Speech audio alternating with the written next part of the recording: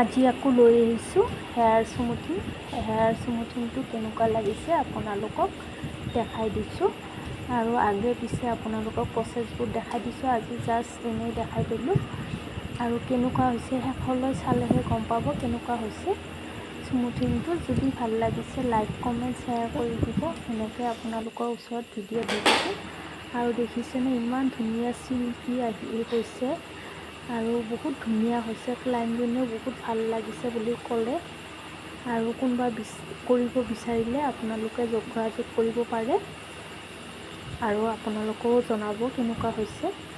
আপোনালোকৰ জনোৱাৰ মতে আমাৰো ভাল লাগে জনালে।